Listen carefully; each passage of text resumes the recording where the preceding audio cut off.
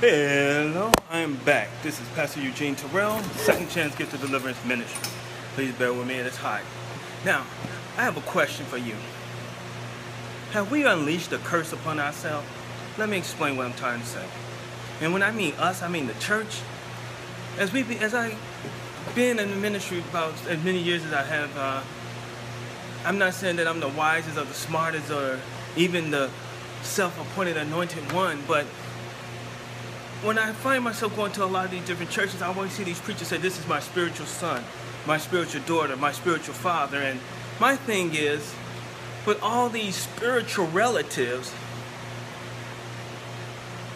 is that why the church is so sick? Let me explain, okay? Now, I was talking to a mentor of mine one day who's an apostle. And I said, I explained to him some things about some things, and he's like, well, you don't need a father figure. You already have a father. And he just snapped after that, and I'm like, wow, you know. But when he said it, I was like, wow, I get it, but I knew it, but I really didn't know it. That, you know, I have a father. I don't call no other man daddy, and I don't call no other man father or, you know, pops or anything like that. I don't acknowledge no other man as a father or father figure in my life except for my father, who's been around in my life for 40-some years. 45 years now, and my mother's been married to for 45 years. That is my father. I came from him, you know. I was created, and I came out of my father into my mother. Out of my mother came I. Sound deep, didn't it? Anyway, so with this, if I have a spiritual father, and these preachers going around calling people spiritual children, now you got to catch this. Then that means that I got to inherit, or I should be inheriting the same things that is on that preacher. So if that preacher is sick, then I should be inheriting the sickness. Oh, you say, no, that's not true. That don't matter to me. Yeah, it does. It does. Really, it does. See, because to be a spiritual child or a spiritual parent, meaning that our spirit must intertwine, meaning that we must have some type of spiritual connection. Now, if we're having a spiritual intertwine or a spiritual connection, then something from that spirit should come into me. Okay? So, and that means that good and bad should translate into me. So I should be able to take on the same characteristics of that particular person that I'm calling father or daddy. Because he is constantly birthing things in me. And now you got to remember this. Look at that word called birth. Now that word birth, you can't have birth without you can't have birth without intercourse. Did I just say that?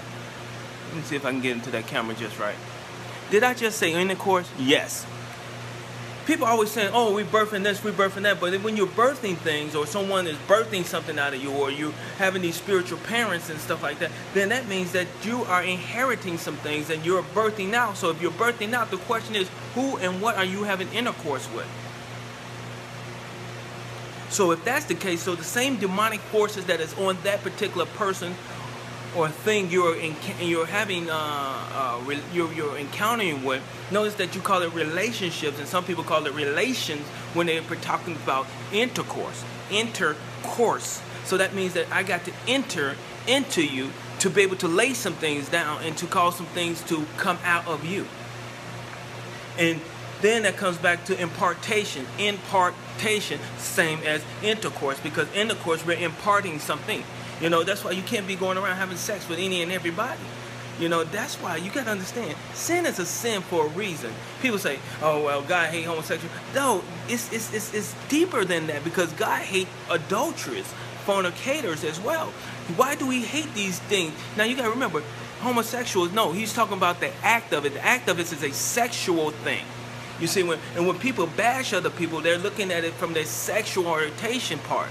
Now, you know, I can go on and on, but I don't have enough time to go deeper into that. But you need to catch a whiff of that, and maybe stay tuned. Maybe we'll go more in depth on what it is. But but you can't bash a person, or you can't say God hate a person for a certain thing just because you read the scripture. You got to know why God said it's an abomination. Why is adultery an abomination? Why is shacking and fornicating is an adultery? What I mean is an abomination. It's because of the it's because of the transference that occurs. It's because of the demonic fluids and the demonic forces, because we're opening up gates, doors, and portals when we begin to do certain sin acts. Certain sin acts open up gates, doors, and portals.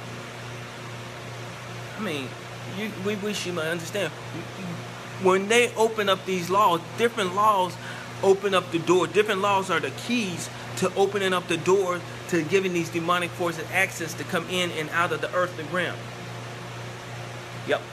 And so if your church is condoning sin, or your church is doing trap music and trap sermon, you know, that stuff where they reminiscing over the past, or they're doing sermons and songs, and the songs sound so much like the secular song, to the point there's no difference except for maybe a word here and a word there.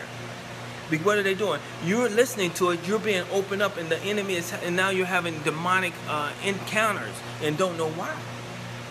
You know what? Let me just stop it right there. Hey, won't you stay tuned to my next one? I have no idea what it's going to be about. Maybe it might be a piggyback to this one. But stay tuned, or go to our YouTube site and check out some of the stuff we got. Or you can come and check us out Sunday. I'll be speaking Sunday on something. I have no idea what it is. I was given a topic, but what will God say?